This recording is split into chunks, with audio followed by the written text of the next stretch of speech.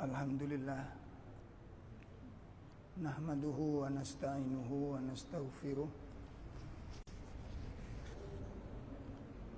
wa na'udzu billahi min shururi anfusina wa sayyiati a'malina. May yahdihillahu fala mudhillalah wa may yudlil fala hadiyalah. Asyhadu an la ilaha illallah wahdahu la syarikalah wa asyhadu anna Muhammadan abduhu wa rasuluh. Ya ayyuhalladzina amanu taqullaha haqqa tuqatih wa la tamutunna illa wa antum muslimun. Allahumma salli wa sallim wa barik ala nabiyyina Muhammadin wa ala alihi wa ashabihi wa man tabi'ahum bi ihsanin ila yaumiddin. Amma ba'd. Ikhwatul iman rahimani wa rahimakumullah. Bapak-bapak, ibu-ibu, jamaah majelis taklim yang semoga dimuliakan Allah Subhanahu wa taala. Alhamdulillah, pada malam hari ini Allah mempertemukan kita dalam majelis ilmu, merupakan suatu anugerah, sebuah keutamaan, kebaikan yang luas yang Allah berikan kepada kita semuanya.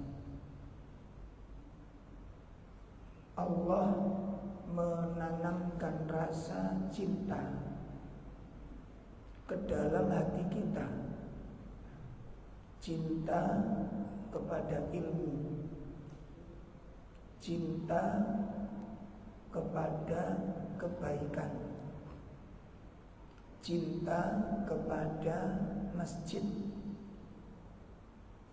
Untuk mencintai hal-hal tersebut, mencintai ilmu, mencintai kebaikan, mencintai masjid, itu bukan persoalan sederhana.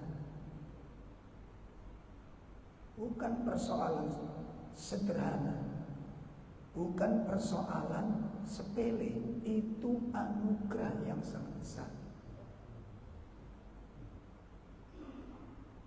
Kenapa demikian? Karena tidak setiap orang bisa mencintai ilmu. Walaupun orang tahu, wong ngaji ku apik. Orang tahu. Orang ngerti sholat jamaah di masjid itu utama, tahu. Tapi belum tentu tergerak untuk mendatangi sholat jamaah. Orang ngaji itu diakui semua orang itu baik,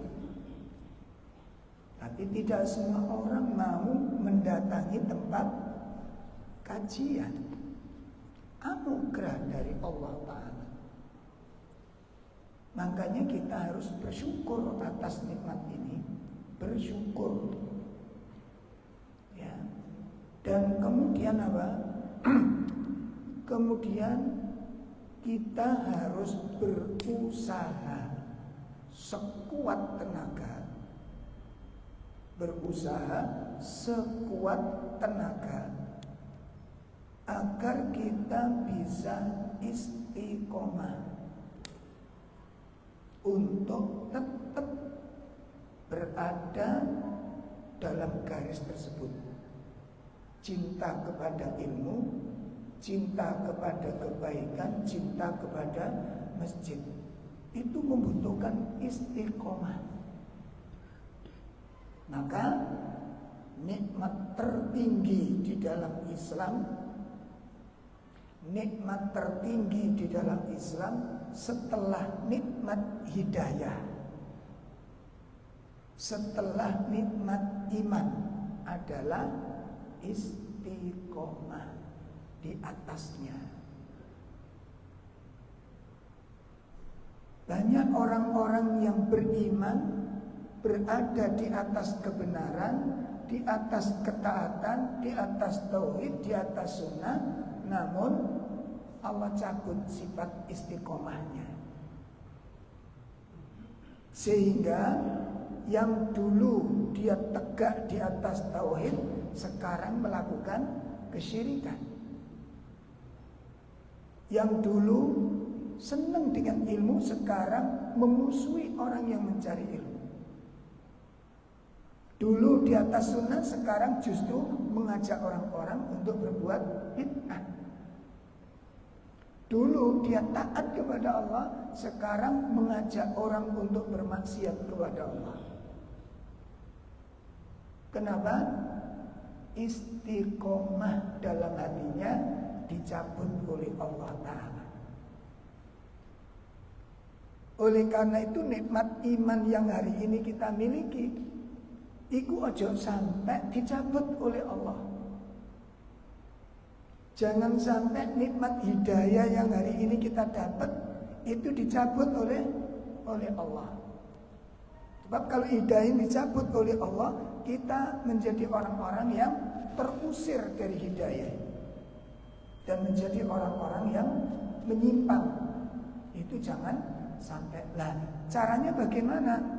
Nikmat ini harus disyukuri dengan cara dirawat dengan sebaik-baiknya. Di nikmat iman ini ayo dirawat dengan sebaik-baiknya. Nah, Bapak Ibu sekalian yang dimuliakan Allah, materi yang akan kita bahas pada malam hari ini menindaklanjuti materi kita Fawaidah min suratil Baqarah ayat 28. Faidah dari surat Al-Baqarah ayat 28.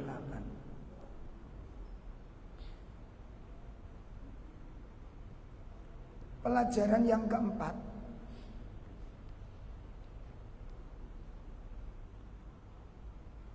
bahwa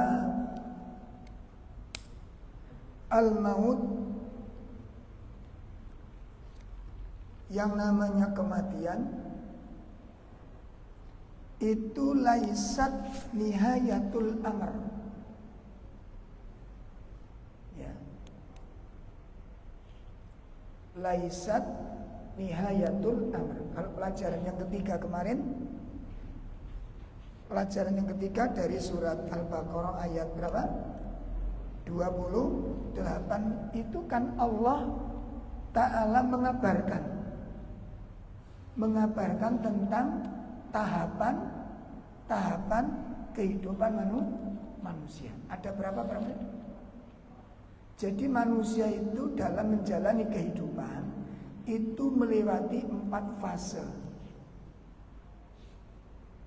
Ya, kita dalam jalan hidup ini melewati 4 fase, 4 periode, 4 tahap. Itu episode kehidupan kita. Episode pertama, manusia mengalami kematian saat masih berupa air mani, sampai bertemunya air mani dengan sel telur sampai 4 bulan, baru kemudian ditiupkan ruh sampai pada usia 9 bulan dilahirkan oleh Allah Ta'ala dari perut ibu kita. Allah keluarkan kita dari perut ibu kita, ya, mengalami kehidupan yang pertama. Maka itu masuk kita periode yang kedua. Setelah periode kematian, periode yang kedua manusia menjalani kehidupan. Kehidupan pertama yang dialami manusia itu bermacam-macam batasnya. Yang satu dengan yang lain, batas yang Allah berikan tidak sama. Di Rabu yang lalu kita mengkaji di Masjid Al-Maghfirah Rungkut. Kita pakai judul materinya Di Ujung Usiaku. Kalau Bapak membaca tulisan ini, di ujung usiaku, itu yang terbetik dalam pikiran apa? Dalam kematian. Kira-kira matinya di mana? Gak ngerti. Itu ujung usia. Gak ada yang tahu. Gak ada yang ngerti.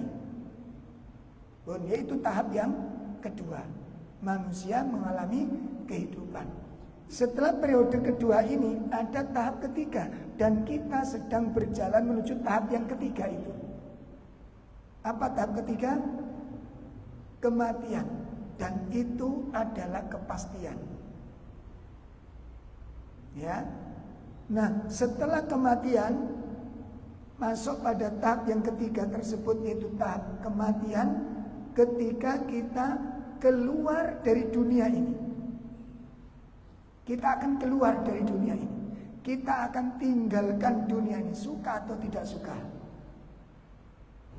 siap atau tidak siap, yakin atau nggak yakin. Nggak usah perlu yakin, tapi kematian itu pasti. Orang boleh yakin, boleh nggak yakin. Mau nggak yakin silahkan nggak yakin, nggak ada larangan di sini. Tapi mati itu pasti. Orang nggak yakin silahkan nggak yakin.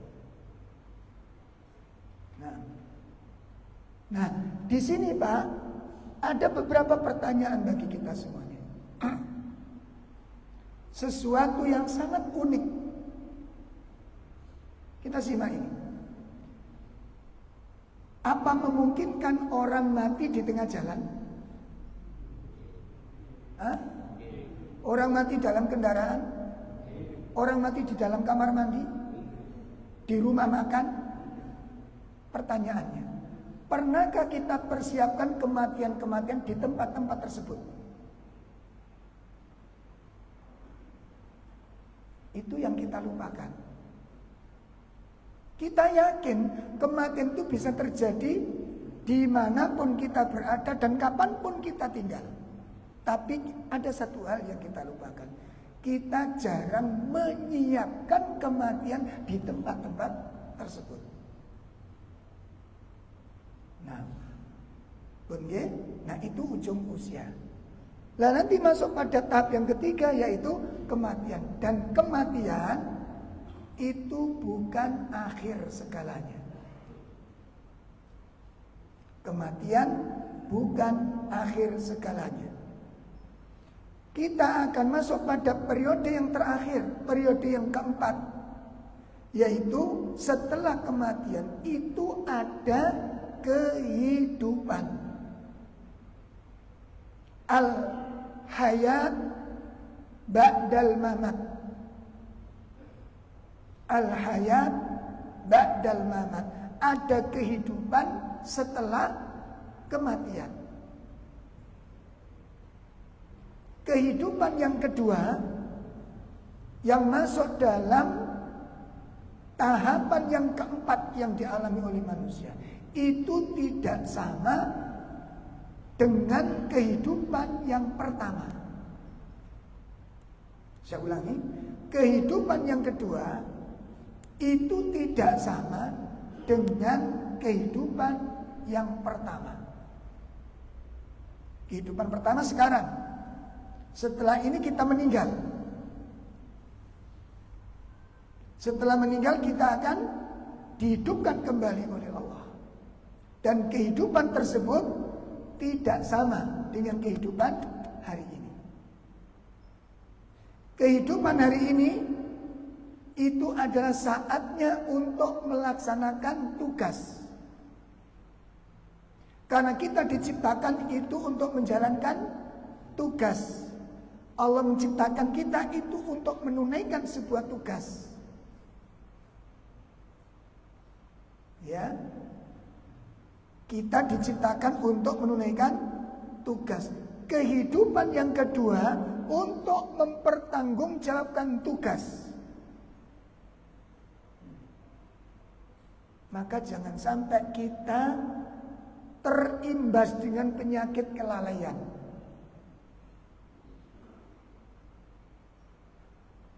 Jangan sampai kita tertimpa oleh penyakit kelalaian. Lalai terhadap tujuan hidup dan lalai tentang akhir kehidupan dan juga lalai kehidupan setelah kematian. Maka pada pelajaran yang keempat yang tadi sudah kita nukil bahwa kematian itu bukan akhir dari suatu kehidupan.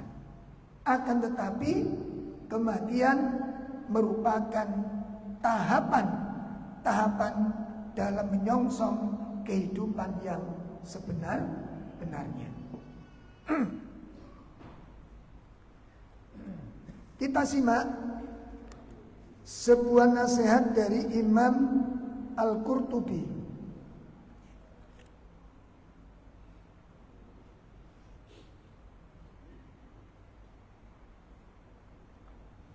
Imam Al-Qurtubi berkata, Al-maut laisa bi adami mahdha wala fana'is sarf. Yang dikatakan kematian itu bukanlah sebuah hal yang meniadakan atau menghilangkan masalah.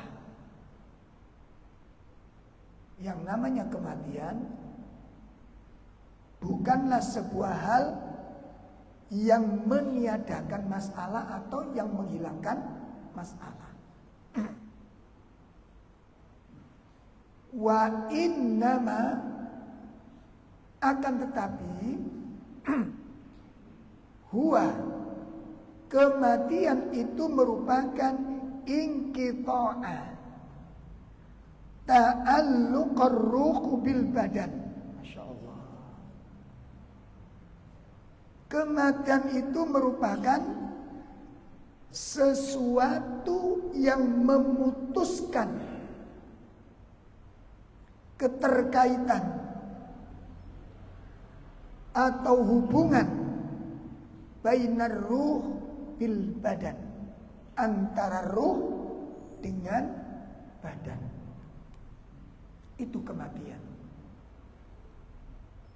Jadi kematian itu adalah sesuatu yang memutuskan hubungan antara ruh dengan badan. Wa mufarriqatuh,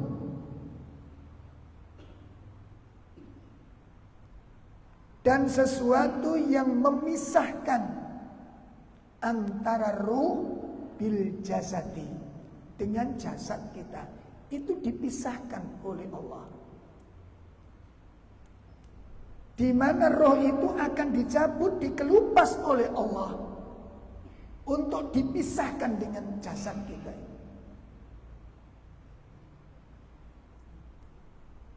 Ini kematian. Definisi kematian itu seperti itu kata beliau. Itu yang pertama. Yang kedua, yang dikatakan kematian itu adalah watabatul al-hal, pergantian kondisi. Masya Allah.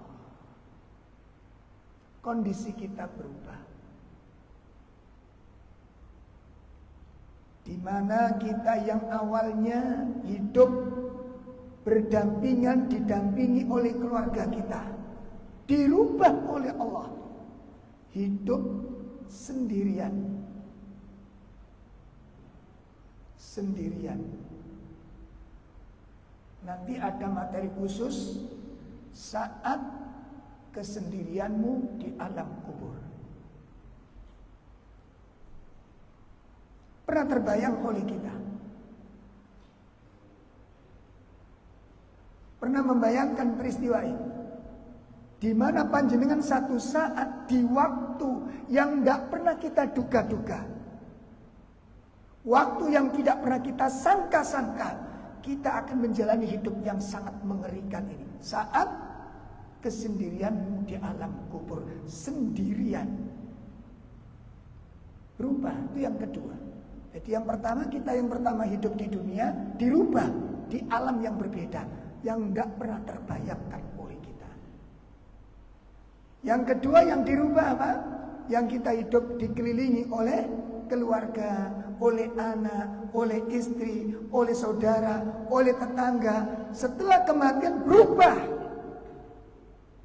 Siapapun kita, apapun derajat kita, yang punya kedudukan mungkin dikawal, tidak ada lagi pengawalan di hari itu. Sendirianmu di alam kubur. Siapkan perubahan ini. Sudah siap dengan perubahan ini?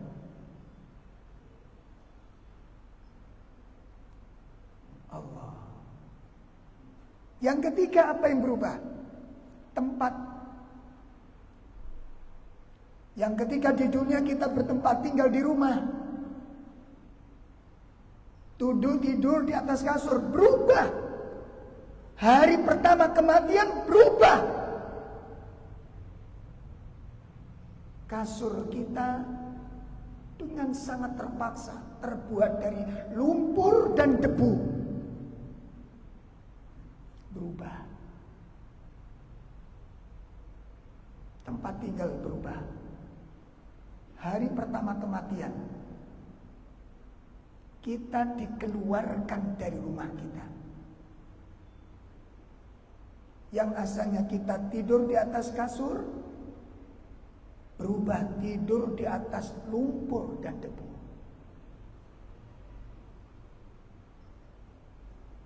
Yang asalnya kita berselimut dengan pilihan yang kita suka, berubah berselimut dengan tipisnya kain kafan.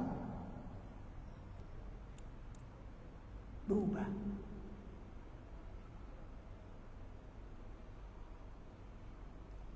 Tempat yang dipenuhi dengan kelezatan, kenikmatan, suasana sesuai dengan selera. Kepingin kipas, kipas dinyalakan. Kepingin dingin, AC dinyalakan. Macam-macam selera kita berubah menjadi tempat bisa lebih baik daripada dunia, dan tempat itu bisa lebih mengerikan daripada dunia itu. Itu peristiwa setelah berubah, Pak, berubah. Masya Allah. Itu kematian. Definisi kematian yang kedua, tabaddul al-hal. Berubah, pergantian kondisi.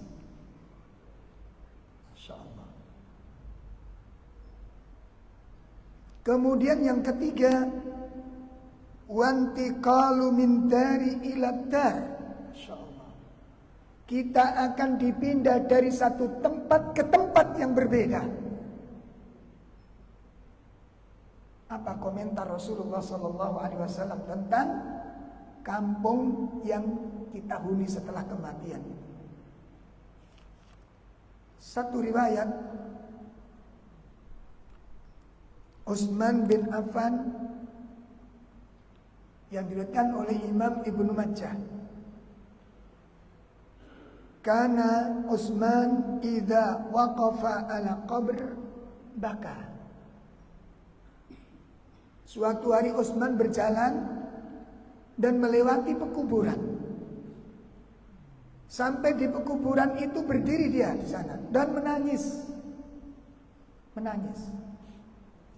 Lalu ditanya oleh sahabat-sahabat yang mendampingi beliau, Ya, sampai ya bullu lihyatahu, sampai air matanya itu mengalir menetes dari janggutnya ini. Saking derasnya tangisan Utsman saat berdiri di atas pekuburan itu. Setelah itu ditanya kepada sahabatnya, "Ya Utsman, tudhkarul jannah wan nar wala tabki." Tadi diceritakan surga, diceritakan neraka, engkau tidak menangis. Wa tabki min hada, dan Anda menangis setelah melewati kuburan ini. Setelah menyaksikan pekuburan, Anda menangis. Apa yang Anda tangisi? Apa yang Anda tangisi? Coba Pak, siapa di antara kita yang sempat sedikit berpikir saat melewati kuburan, lalu kita merenungkan, satu saat aku ada di dalamnya. Perhatikan ini, betapa minimnya kita berpikir tentang kematian. Bahkan saat kita membaca doa, bukankah ketika kita melewati kuburan kita dianjurkan membaca doa, dan doa itu mengingatkan tentang kematian. Tapi waktu membaca doa pun doa itu terlewatkan saja. Bukankah kita menyebutkan itu, wa insyaallah lalahikun, insyaallah aku akan menyusulmu ke tempat ini, aku akan tinggal di tempat ini. Ya ahlad diyar, wahai ahli kubur, aku satu saat menempati di tempat kalian. Pernahkah kita renungkan doa ini? Ini menunjukkan tentang apa? Minimnya kita memikirkan tentang kematian. Itu yang membuat Utsman menangis. Ketika ditanya, apa yang Anda pikirkan, apa yang Anda lihat dengan pekuburan ini? Beliau mengatakan, Sami'tu Rasulullah sallallahu alaihi wasallam, aku telah mendengar Nabi sallallahu alaihi wasallam bersabda. Apa kata beliau? Innal qabra, sesungguhnya kuburan itu adalah awwalu manzili min manazilil akhirah. Kuburan itu merupakan persinggahan pertama kali menuju kampung akhirat. Insyaallah. Kuburan merupakan tempat persinggahan pertama kali menuju akhirat. Oleh karena itu kata beliau, Rasulullah SAW mengatakan, fa inna minhu, maka jika orang selamat dari fitnah kubur, fama ba'dahu aisaru min, maka setelah melewati masa alam kubur, hidupnya nanti akan pasti bahagia. Orang yang selamat di dalam kuburnya, maka setelahnya dia akan bahagia. Namun sebaliknya, wa man lam wa'in lam yanju min, barang siapa yang tidak selamat di alam kuburnya, fama ba'dahu asyaddu min, setelah peristiwa alam kubur kondisinya, keadaannya lebih mengerikan dan lebih dahsyat. Setelah itu, qala Rasulullah sallallahu alaihi wasallam, beliau pun bersabda, ma ra'aitu mandaron qattun al-qabru afdahu min. Apa kata beliau? Nabi mengatakan, aku belum pernah menyaksikan, aku belum pernah melihat suatu pemandangan yang lebih mengerikan dibandingkan pemandangan peristiwa di alam kubur.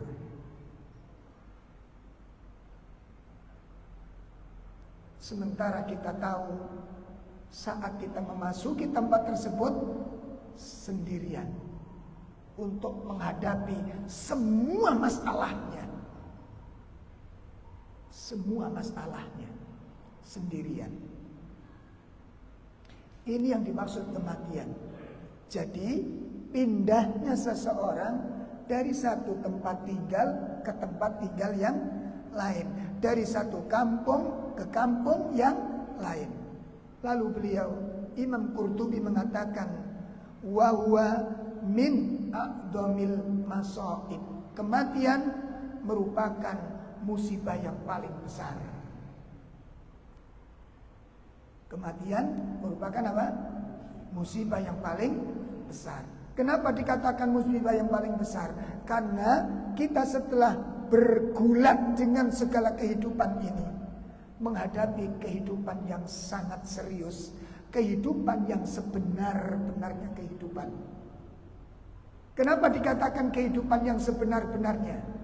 Kehidupan di dunia ini, Pak, itu misteri. Kenikmatannya tidak sepenuhnya nikmat. Kesengsaraannya tidak sepenuhnya sengsara. Penderitaannya tidak sepenuhnya menderita. Kesenangannya tidak sepenuhnya senang. Itu kehidupan dunia. Kita lihat, kita rasakan, kita sudah jalani pernik-pernik kehidupan. Kadang kita tersenyum, kadang bahagia banget, kadang-kadang kuat, kadang-kadang sehat, kadang-kadang hati terasa lapang, kadang-kadang hati terasa. Itu kehidupan dunia. Semua merasakan hal ini. Yang kaya merasakan, yang miskin merasakan, yang punya kedudukan merasakan, yang rakyat bawah merasakan, semua merasakan ini. Tidak ada orang yang hidup stagnan, senang terus, gak ada. Hanya saja, kata orang Jawa, sawang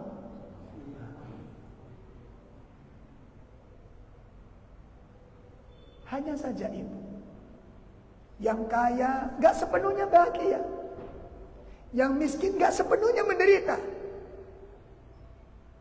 Ini dunia. Kehidupan saat kematian dimulai, alam kubur itu akan mulai merasakan hakikat kehidupan yang sebenar-benarnya. Penderitaan betul-betul menderita, yang bahagia betul-betul bahagia. Pun kematian merupakan suatu musibah.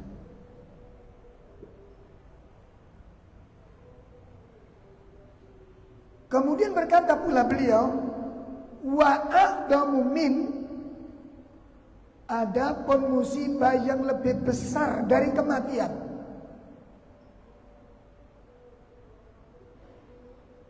Wa amma a'damul musibah minal maut, adapun musibah yang lebih dahsyat, lebih besar dari kematian adalah al-ghaflatu min, al-ghaflatu anhu, yaitu orang-orang yang lupa dengan kematian. Kata Imam Al-Qurtubi, kematian itu merupakan musibah besar, tapi ada musibah yang lebih besar dari kematian itu. Apa? Lupa dengan kematian. Wal i'radu an dzikrih, yang berpaling dari mengingat kematian, itu musibah yang paling mengerikan. Berpaling dari mengingat kematian, tidak ingat sama sekali dengan kematian, itu yang lebih mengerikan. Wa qillatut tafakkuri, dan sedikit sekali memikirkannya, itu musibah yang paling mengerikan dibandingkan dengan musibah kematian. Sedikit sekali memikirkan tentang kematian. Kenapa? Lupa dengan kematian, atau berpaling dari mengingatnya, atau sedikit sekali mengingat kematian, dikatakan musibah yang paling mengerikan. Sebab kalau orang itu lupa dengan kematian, atau tidak ingat dengan kematian, atau berupaya lupa mengingatnya, maka otomatis watarokal amalu lahu, dia akan meninggalkan amal-amal persiapan untuk kematian. Dia nggak punya persiapan sama sekali.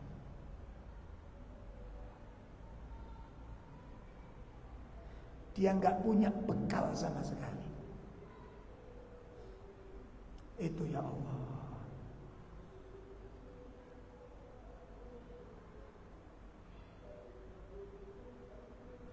Jelas ini Pak? Ketika orang lupa dengan kematian, tidak ingat kematian, secara otomatis apa Pak? Dia meninggalkan amal-amal sebagai persiapan kematian. Dia lupa kematian itu akan datang sewaktu-waktu. Bukankah kita sudah diingatkan beberapa kasus? Baru-baru ini ada ikhwan kita sehat habis olahraga, di tempat olahraga terjatuh, pingsan, meninggal. Bagaimana kalau sebelumnya dia nggak sholat subuh? Bagaimana sebelumnya kalau dia nggak ngaji? Bagaimana sebelumnya ketika nggak punya bekal? Hari itu kematian tiba, dosa masih bertumpuk-tumpuk, kewajiban belum ditunaikan, janji belum ditepati, amanah belum dipenuhi. Kematian tiba, bekal belum ada. Sementara kita tahu kematian bisa datang ke tempat waktu yang tidak pernah kita duga-duga. Ini. Maka dikata beliau, wa inna fi, sesungguhnya di dalam kematian wajadahu la ibrah. Di dalam kematian itu ada pelajaran. Di dalam kematian itu ada pelajaran. Liman i'tabar, bagi orang yang mau mengambil pelajaran. Karena nggak setiap orang mau belajar dari kematian. Makanya saya anjurkan, saya nasihatkan, kalau kita takziah itu mendekat kepada mayat itu, saksikan mayatnya. Duduk di sampingnya, berenung di sana. Kita mendapat banyak nasihat dan banyak peringatan pelajaran yang bisa kita ambil. Kematian itu nasihat. Sebagaimana disebutkan oleh para ulama, kafa bil mauti wa'idun. Cukuplah kematian itu sebagai nasihat. Cukuplah kematian itu sebagai nasihat. Nasihat bagi orang yang angkuh, nasihat bagi orang yang sombong, nasihat bagi orang yang lupa, nasihat bagi orang yang serakah. Kematian mengakhiri semuanya. Kesombongannya berakhir dengan kematian, keangkuhannya berakhir dengan kematian, kecongkaannya berakhir dengan kematian, keserakahannya berakhir dengan kematian. Tidakkah cukup? Itu bagi orang yang bisa mengambil, karena tidak setiap orang bisa mengambil pelajaran kematian ini.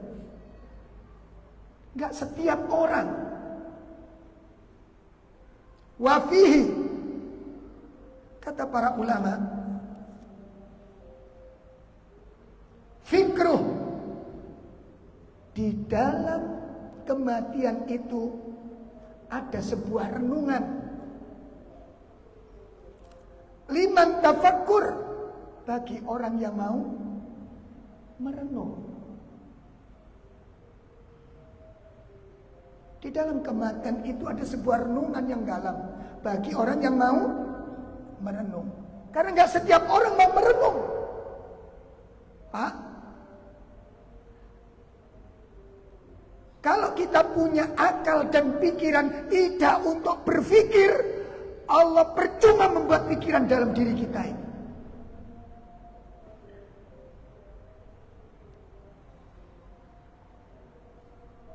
Allah membuat kita berpikir, akal ini untuk berpikir.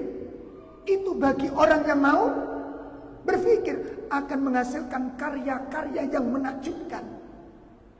Nah kalau kita nggak mau berpikir, nggak mau mengambil pelajaran, mari kita simak seperti apa kita di hadapan Allah Ta'ala. Kita punya mata, punya pendengaran, punya hati, nggak dipakai. Status kita di dalam pandangan Allah jatuh dalam kehinaan dan kerendahan. Kita buka surat Al-A'raf 179.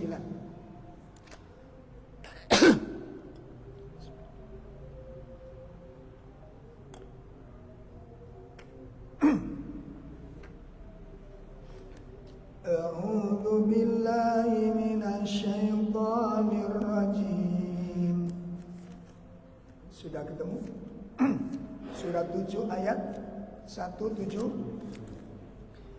Wa laqad dara'na li jahannama katsiran minal jinni wal ins lahum qulubun la yafqahuna biha wa lahum a'yunun la yubsiruna biha ولهم آذان لا يسمعون بها أولئك كالأنعام بل هم أضل أولئك هم الغافلون.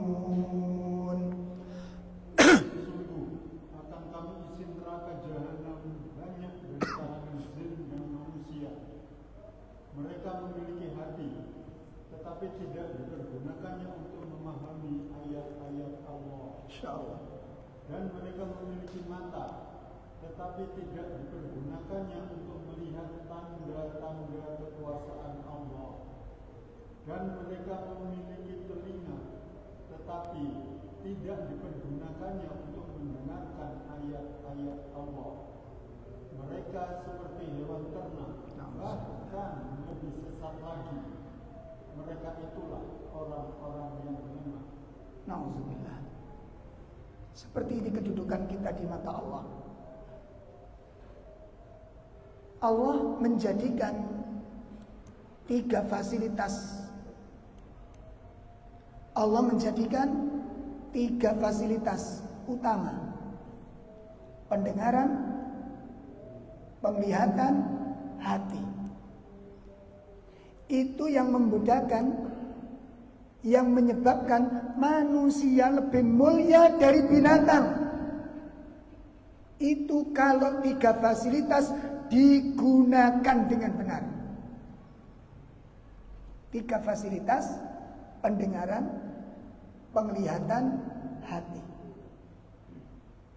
Di dalam Al-Quran 3 perkara ini diulang-ulang oleh Allah berkali-kali, di banyak ayat, di banyak tempat.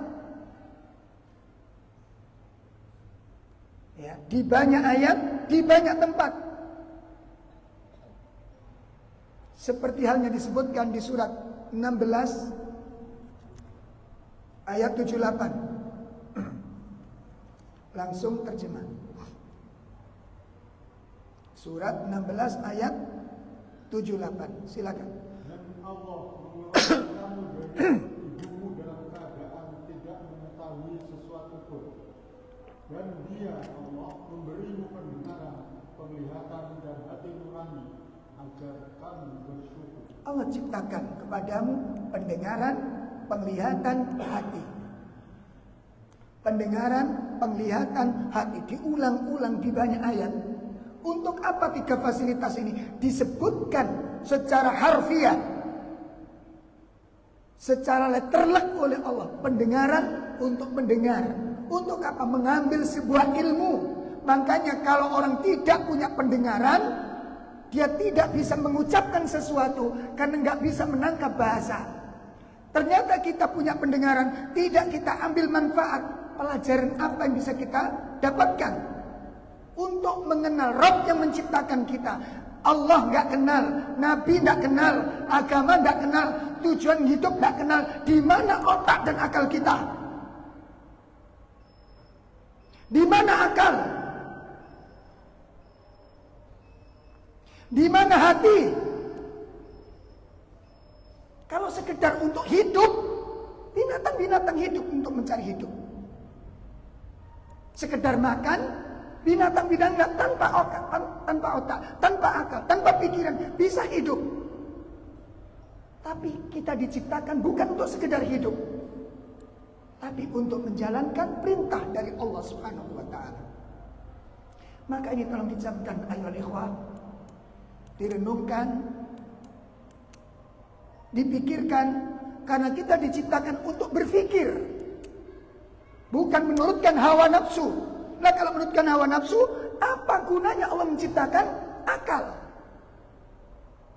Makanya di surat Al-A'raf ayat 179 diungkit oleh Allah Ta'ala. Ya, supaya kita bertanya, kalau nggak tahu bertanya.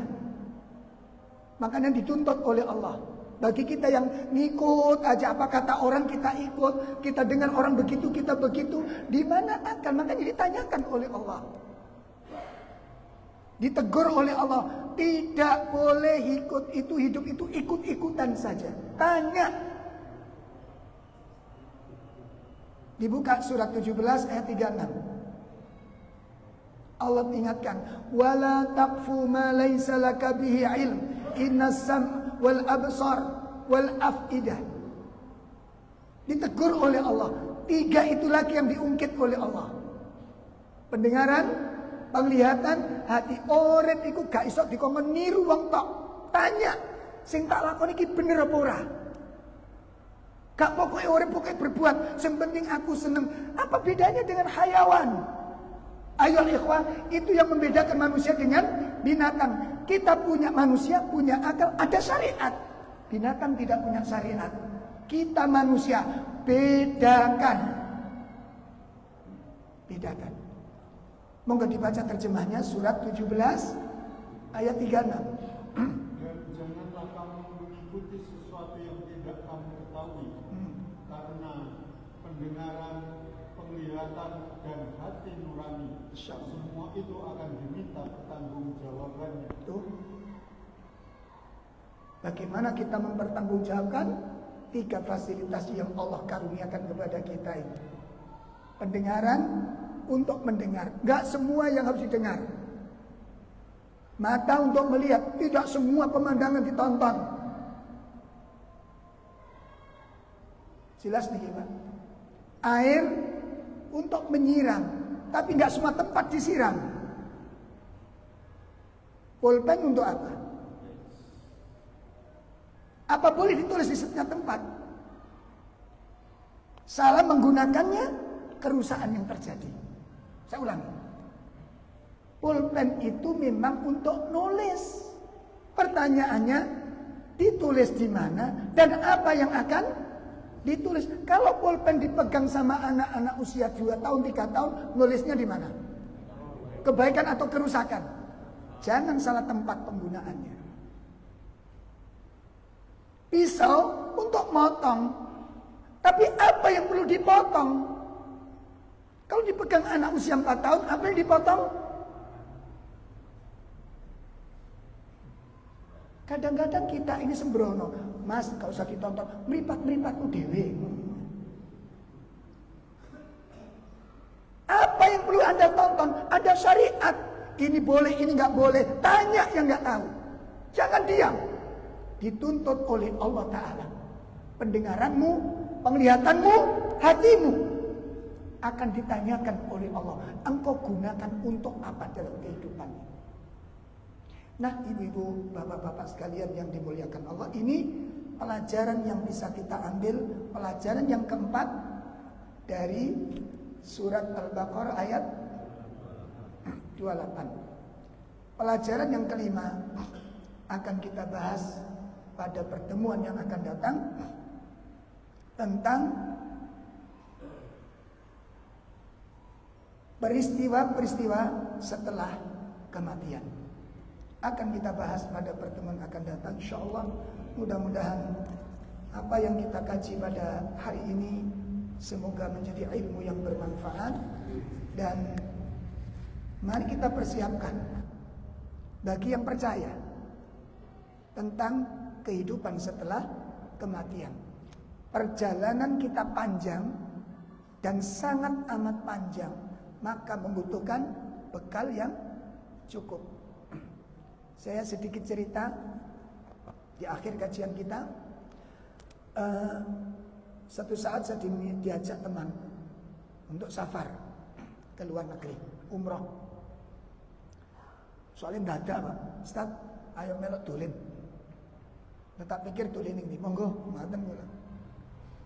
Terus aku njaluk KTP sampean ambek kakak. Lho KTP dolen ini kok nggawa KTP bareng. Mau kemana ini? Saya udah curiga itu. Udah, sampean serahkan aja KTP sama kakak jenengan. Akhirnya saya serahkan. Baru diserahkan kembali, Ustaz besok ikut foto saya. Lo kemana ini maunya? Sambil ngajak umroh. Engkau disik. Lo sudah tak daftarkan. Bukan masalah daftar. Aku durung duwe sangu, Mbak. Saya nggak punya uang sama sekali. Apa kata beliau? Semua kebutuhan panjenengan saya yang jamin. Semua kebutuhan. Ya masuk gak nyekel diri, gak usah. Enggak enak. Mosok kate lunga gak apa? Wah, akhirnya dengan jerih payah saya dapat, alhamdulillah dapat uang 4 juta 5 juta. Niku kata apa minus? Kisahmu umrah. Hah? Lumayan didik, Pak. Karena harga di sini dengan sana itu beda. Tuku pangsit tak tuku pangsit iku ping 6 tek lah ning. Nah, satu malam saya habis selesai salat Isya, kita makan-makan. Pas di depan Ka'bah itu ada, waktu belum renovasi ya. Jadi habis makan saya duduk di teras menghadap Ka'bah. Beliau ngajak pulang, Ustaz enggak ke maktab. Saya tak duduk sebentar Pak di sini, tak. Nanti pulang saya jam pertengahan malam saya pulang. Dia pulang duluan. Saya duduk di situ. Merenungkan yang baru saja saya alami di toko makan, di warung makan. Ya Allah, nangis saya. Yang buatnya saya nangis, saya ini dijamin orang. Makan kalau dijamin orang itu yo enak yo gak enak, Pak. Gak enak ini ku gak iso bebas makan milih sembarang kali, gitu. Nek bebas sembarang kali niku jenenge rai gedeng. Lho nggih mboten? Kan ewo pekewo ngeten. Ustaz, ayo ini ada es krim enak. Coklatnya beda dengan yang di Indonesia. Mumpung di sini. Sudah Pak, sudah kenyang saya. Padahal butuh arep aslinya, Pak. Tapi ilmu pekewonya ini mendominasi gitu. Mau beli ini enggak, sudah kenyang, sudah cukup. Enggak berani Pak, mau tawari ini enggak sudah cukup. Saya sudah diberangkatkan itu sudah luar biasa. Nah, nek ditawari sembarang kali doyan iki jenenge geragas. Dan saya menjaga kehormatan diri, saya punya malu, saya punya kehormatan, itu harus saya jaga. Seorang muslim tidak enak-enak dijamin orang, harus menjaga kehormatan dirinya. Ojo gaya aji, ojo sampai dikai hati, ojo gawe ilmu kuwi. Itu nggak punya adab namanya. Kita belajar menjaga adab. Allah pulang nangis ya Pak. Ini dijamin orang dan saya masih punya sangu, cuma cumpon kan gitu kan. Iki tak gawe tuku es krim, makan ning kene ting telu. Gak mut-mut Pak. Itu nangis saya. Artinya apa ini? Sesaat. Ini kalau saya bengok, Pak aku ngelak, pasti banyak kasih minum. Pak aku lapar, pasti banyak kasih makan. Itu sangu dengan cumpon sudah dijamin orang menderita. Yang saya bayangkan, kalau nanti kepergian saya di akhirat dengan bekal yang cumpon, aku jaluk tolong sopo. Orang sibuk dengan urusannya sendiri, sudah siap dengan kesendirian kita di masa yang sangat amat panjang itu. Itu bagi orang yang yakin hari ini akan sibuk untuk mempersiapkannya. Itu yang akan kita bahas pada pertemuan akan datang. Renungkan, kepergian kita di akhirat itu kepergian yang sangat amat panjang. Kalau bekal kita sedikit, bagaimana kita menghadapi problemnya nanti. Mudah-mudahan bermanfaat. Subhanakallahumma bihamdika, asyhadu an la ilaha illa anta, astaghfiruka wa atubu ilaik. Assalamualaikum warahmatullahi wabarakatuh.